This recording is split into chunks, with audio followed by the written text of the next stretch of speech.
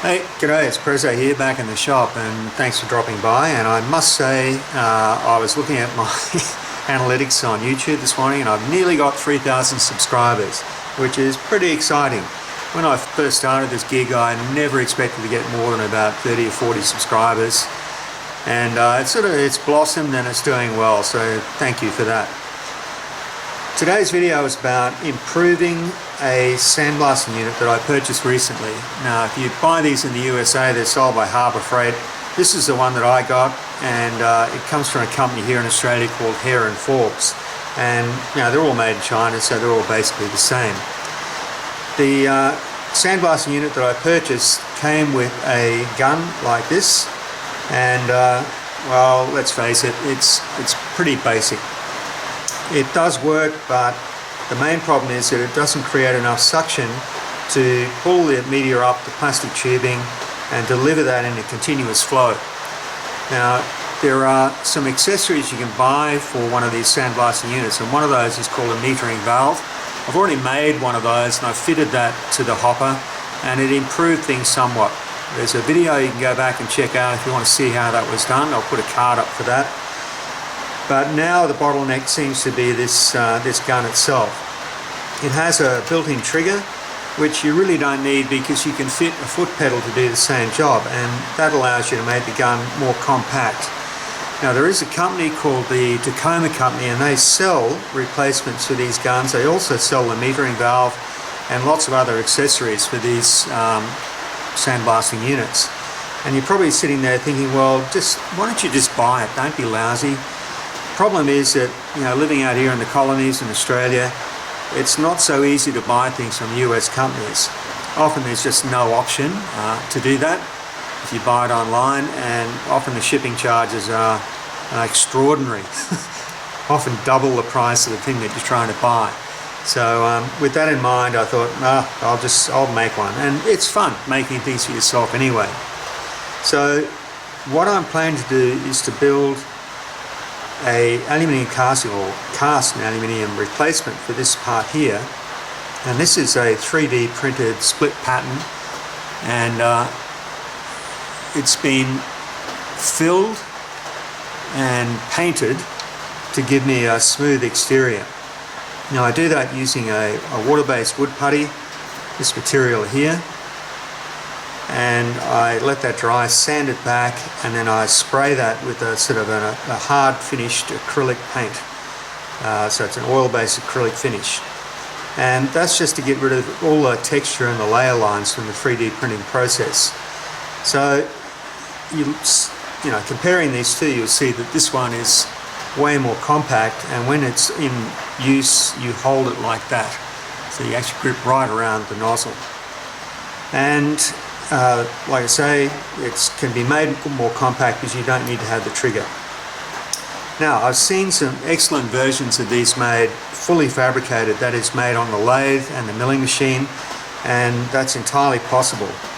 And one of the things you have to get right is that there's quite a large cavity inside this casting, which allows the blast medium to be drawn up through this passage here, mixed with the high pressure air which passes down the center of the gun, and that also creates the vacuum to suck up the media. Now, in the version I'm doing, I want to reuse this cap and this ceramic nozzle, so it's going to be screwed onto the front like so, and all of the internal passages are taken care of by a sand core.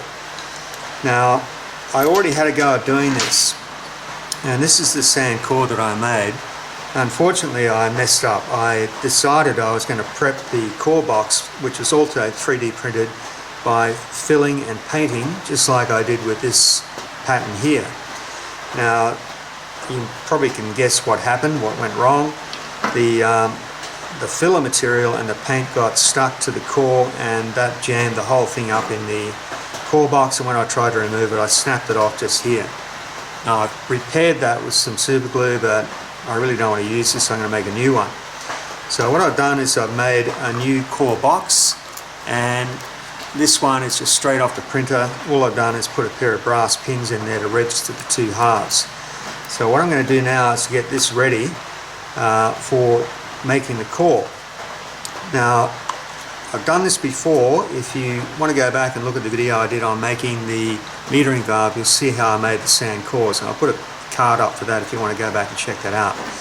So I'm going to make a new sand core, hopefully a better one that doesn't break, and then we're going to go straight into the casting process for this, and then we'll have a look at the machining and see how far we get with that. Okay, so let's get this thing ready. Okay, so the only preparation I want to do on this is to sand these internal passageways as much as I can, just to get rid of the worst of the texture and the print lines. So I've got a piece of flexible rubber there, and I'm just wrapping a bit of 240 grit sandpaper around that, and I can sort of bend that into a nice flexible shape. And I'm not going to go too overboard with this, so I just want to sort of get the worst of it off.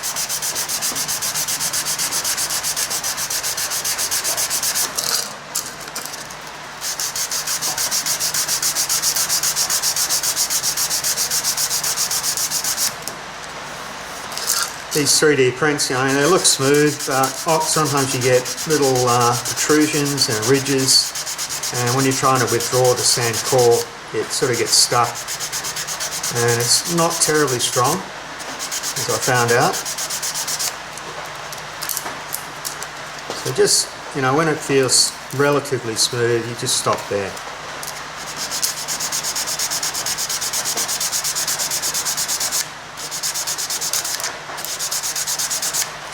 The hardest part is in here, it's just difficult to get to.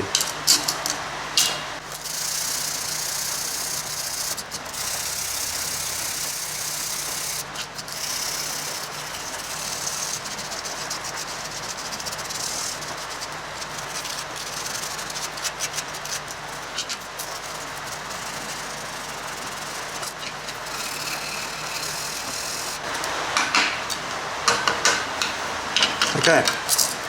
That's about all I'm going to do there. I say it's a bit hard to get in here, but you just want to make sure there's nothing sort of going to grip the sand core when you go to remove that. Now, we need to put a release agent on this. I'm going to use grease, or I guess you could use a wax or an oil, just sort of anything that's going to stop the sand from really sticking to that PLA. Now, I didn't mention it before, but I did this in a fairly unconventional way. I'm using a mixture of epoxy resin and sand. Ratio about 2% of the resin to sand, and you just mix it up, you know, pack it into the finished mold, and 24 hours later it's sort of hardened and ready to come out.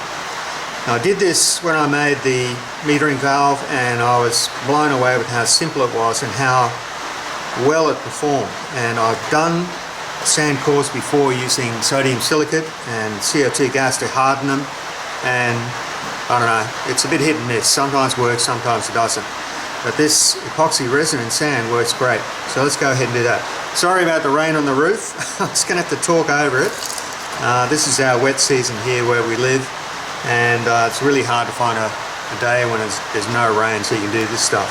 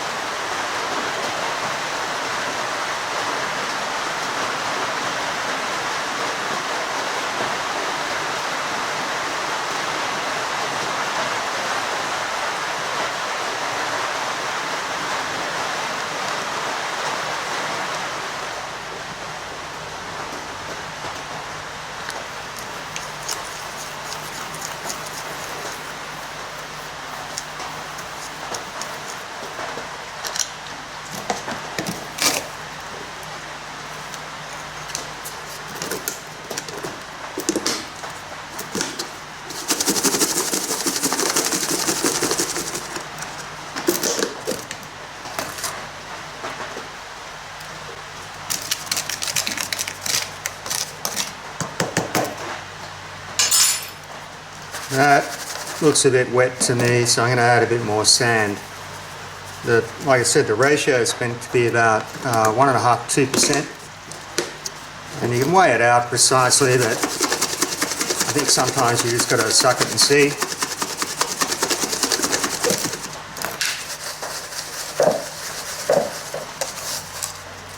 I think the most important thing is you don't have any lumps of wet resin in it, and you want it to be able to hold together a bit like green sand. Okay, sort of happy with that. So I'll get this packed into the core box.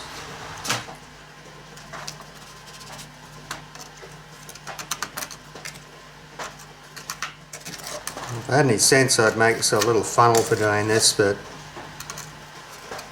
this works.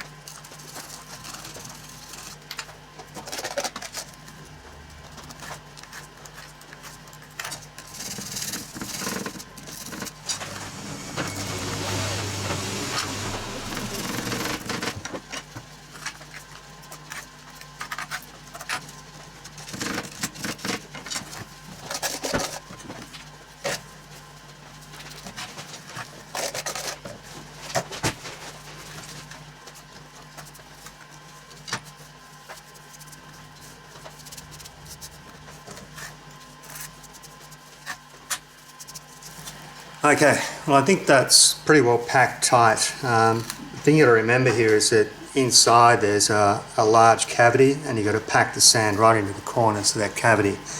And this one was fine. I did it pretty much the same way. Okay, here's the thing I'm going to do differently that I didn't do last time. I'm going to reinforce the core by passing some stainless steel MIG wire down through these openings here. And hopefully when I go to remove this, I won't have a repeat of the problem I had last time.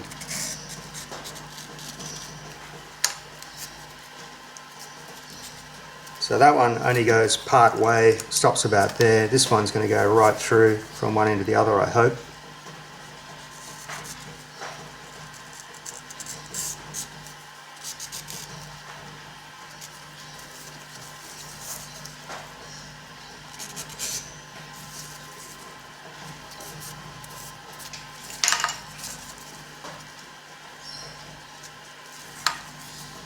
Okay, that's sort of come out almost central on the other end, so that's fine. Okay, well that's pretty much done now. That's left to cure, preferably overnight, and then we'll split her open, see what we got.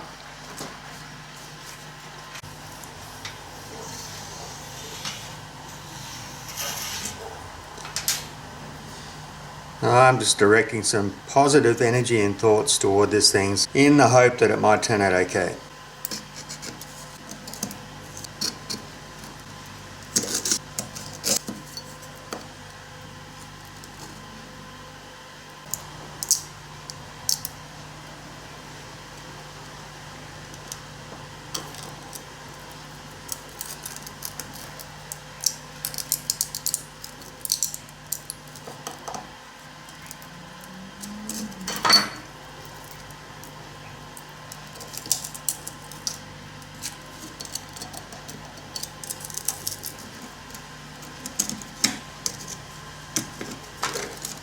Well, there's your problem.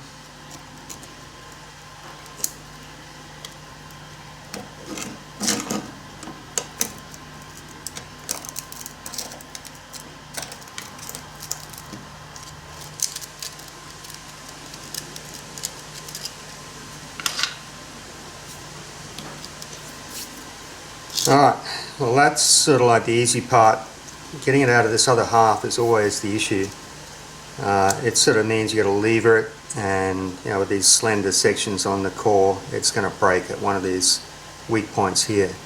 Now when I did the other one of these, this one here, I put this section, the remaining section, in the oven at about 100 degrees until the PLA started to soften and I was able to peel it away. And given that this is a problematic core, you know, with these stress points here, I'm going to do the same again. It does mean that that core box is then ruined, but you can always print another one. Okay, spin in the oven about 15 minutes, 100 degrees, and it just becomes soft and pliable. So the key here is to get this thing out without placing any stress on it. And I'm pretty sure that the lithium grease that I use as a release agent is not doing its job. So I'm going to have to experiment with other materials. It sort of grips surprisingly well. I was just about to say I don't want to come unstuck here, but that's precisely what I want to do. Just relax, Mark. Don't get impatient. It's sort of just stuck at this end.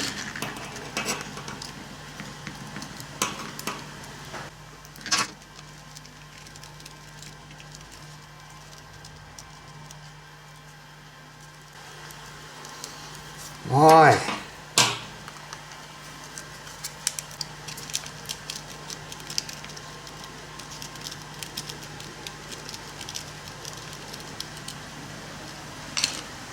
Okay. What a struggle that was, at last. Okay, let's go ahead and get the sand mould made up. Alright, well I don't want to bore you too much by going into a lot of detail with making the mould, but I will bring you back when I'm ready to use this little tool here, which I made this morning. See if you can guess what it is.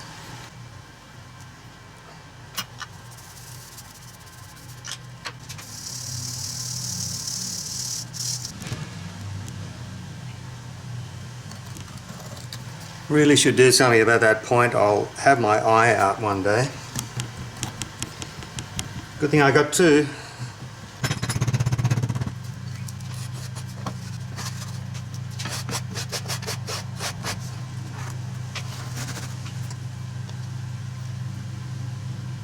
Now this is the bit that I always struggle with, trying to figure out where to put the sprue and the riser.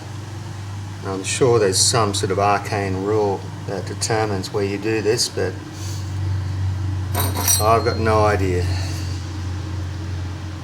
I'm guessing that it's just sort of opposite sides, so the metal has to flow through from one side of the cavity to the other. And like I say, there's very little guidance on this sort of thing. Now the other issue that no one ever tells you is that when you're dealing with 3D printed patterns, they're quite flimsy, and you've got to ram the sand around all of that outline, and if you hit it a bit too hard you can crush the pattern. If you do it too soft then you get uncompacted sand around the edge of the cavity, which I found out to my cost. And here it is. This is the previous one that I did, and I separated it. As you can see, it crumbled away on one edge, and yeah, so we're doing it the second time, just in case you're wondering. I'm just being a bit more thorough this time, trying to get that area directly over where the pattern is.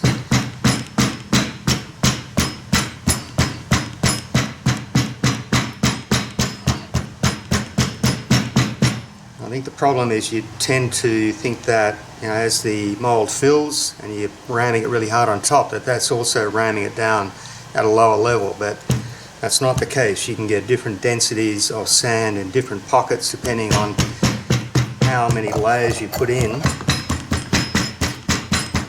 and how thorough you were compacting each layer.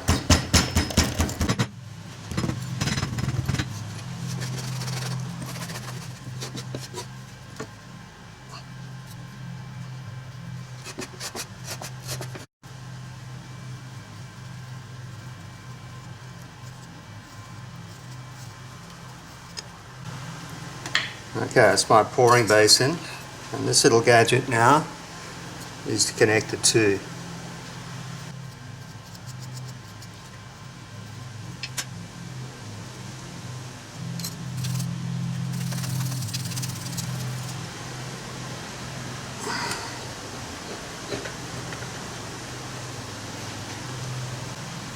Looks like two halves of my pattern separated. It's just pulled up a little bit of sand. And that's the other thing I've learned, is you've got to go around these edges and just make sure there's no overlapping sand before you pull that pattern out. Otherwise it'll rip up a big chunk of sand from that edge.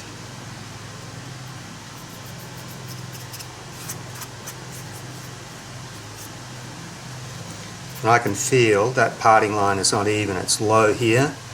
It was high there. It just depends on the different densities of sand and how it compacts. So just from bitter experience, don't just reef it out of there and hope for the best.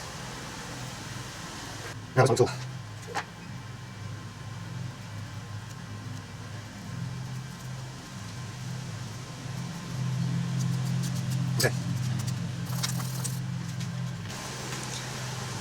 I think the other thing I'm going to do in future is I'm going to print in the holes for these screws. I just drilled these and they've gone into the honeycomb lattice inside.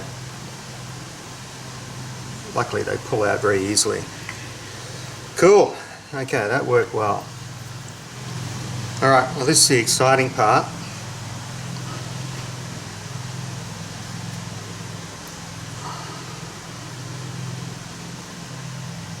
Where you need to have really steady hands, which I haven't got.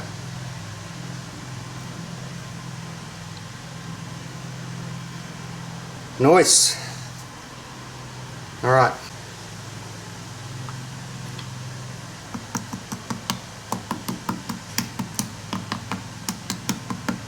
Another downside of these 3D patterns or 3D printed patterns is that they're a bit hard to wrap them.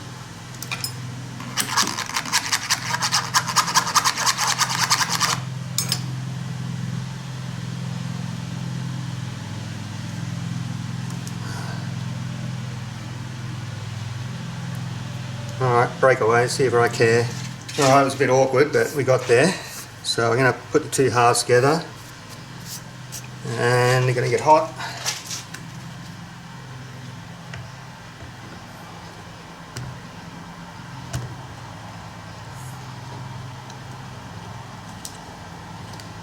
Cool.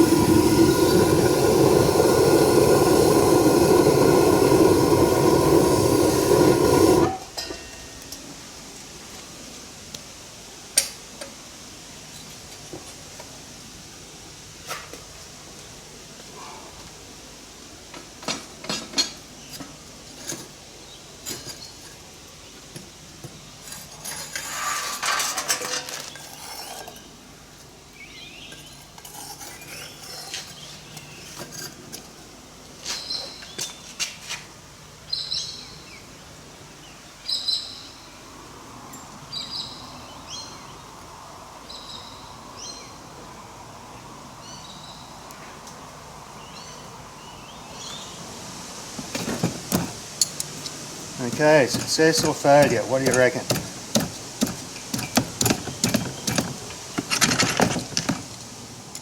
Can you see? Hang on.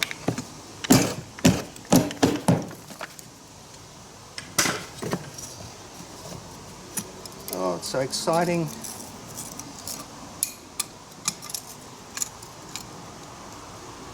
Oh, oh no. Oh.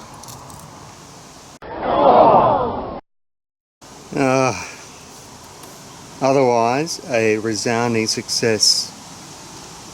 Oh, I can't believe it. And there's actually a fracture around here too. So, this is the truly frustrating part of doing this. All that work, that's like 4 hours, 5 hours of work gone into that, and it's a fail. I'm just sort of evaluating my chances here of welding that up. I've got a friend who could do it, and that little fracture, maybe he can do that as well. I should just bite the bullet and do another one. But everything else has gone so well. Alright, I'm thinking I'm going to get my mate to weld that up. It's really just got to be airtight there. The core has worked well. Let me get the core out and we'll have a look. That's the thing that really surprised me, at how crumbly these cores are when you go to take them out. That's my reinforcing wire, which is stuck in there really well. And I think I said this was MIG wire, but it's actually TIG welding wire. So there's the core.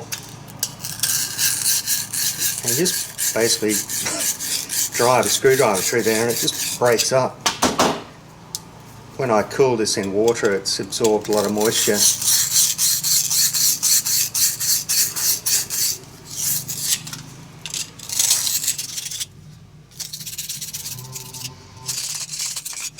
Okay, well that took a lot longer than I thought. I had to really get in there and jam that screwdriver in there and break up the core that was in the larger void inside there. That was the one that's proving hard to get out. And apart from the obvious failure, if I put a light in there, I don't know if you can see that, but we're right through into that interior cavity. And everything else turned out absolutely perfect. So what do? Now what you get here is, this is warts and all. I don't sugarcoat anything when I'm doing this stuff, and you see all my failures. I could easily just chuck this away and make a new one and say, yep, I'm an expert, but I'm not.